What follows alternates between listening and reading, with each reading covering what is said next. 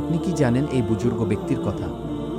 হযরত বায়েজিদ বোস্তামি রহমাতুল্লাহি আলাই ছোটবেলা থেকেই অত্যন্ত ধার্মিক ও আত্মমগ্ন ছিলেন, কিন্তু তার তাওয়াক্কুল, আল্লাহর উপর সম্পূর্ণ ভরসা ও ইলম অর্জনের পিপাসা তাকে এক অনন্য উচ্চতায় নিয়ে যায়।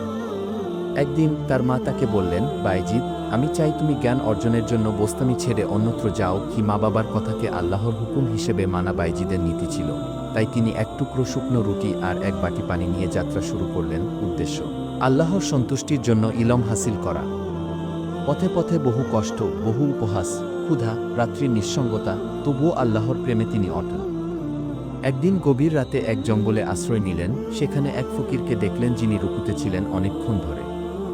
ফজরের আয়ান হওয়ার আগ পর্যন্ত সেই ফকির রুকু থেকে উঠলেন না। বায়েজিদ বিস্মিত হয়ে বললেন, আপনি কি এভাবে সারা রাত ইবাদতে কাটান? ফকির বললেন, হে তরুণ, তুমি যখন আল্লাহর ভালোবাসায় পুড়ে যাবে, তখন এক সেজদাতেই রাত পার হয়ে যাবে। কি এই কথাগুলো বায়েজিদের অন্তরে আগুন জ্বালিয়ে দেয়।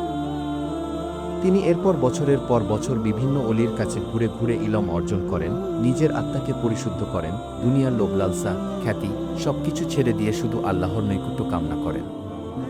একবার তিনি এমন এক দরবেশের সঙ্গে সাক্ষাৎ করেন যিনি বললেন, যদি তুমি আল্লাহর সেরা বান্দা হতে চাও, তবে তোমাকে নিজের অহংকারকে হত্যা করতে হবে। কি বায়েজিদ তখন দিনের পর দিন মানুষের জুতা পরিষ্কার করতেন, পথের ময়লা তুলতেন, এমনকি একবার নিজেকে শহরের গাধা টানা মানুষদের জায়গায় দাঁড় করিয়ে গাধা বয়ে নিয়ে যান। শহরের লোকেরা তাকে পাগল ভাবত, কিন্তু তিনি ছিলেন প্রেমে মগ্ন, আল্লাহর প্রেমে।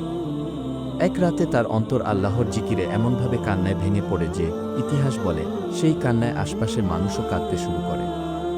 তিনি একবার বলেছিলেন, আমি যখন বলি আল্লাহু, তখন আমার ভিতরের সব কিছু কেঁপে ওঠে, এমনকি আমার হাড়ও। এক রাতে তিনি স্বপ্নে দেখলেন তার হৃদয় আসমানে উঠছে আর তিনি আরশের নিকটে পৌঁছে যাচ্ছেন। সেই স্বপ্নের পর তার মধ্যে এমন এক জ্যোতি জন্ম নেয় যার আলো ছড়িয়ে পড়ে সারা ইসলামী বিশ্বে। তাকে জিজ্ঞেস করা হয়েছিল, তুমি কিভাবে এমন মাকাম পেলে? তিনি বলেছিলেন, আমি নিজের কিছুই রাখিনি, সব আল্লাহর হাতে দিয়ে দিয়েছি, তাই তিনিও আমাকে নিজের করে নিয়েছেন।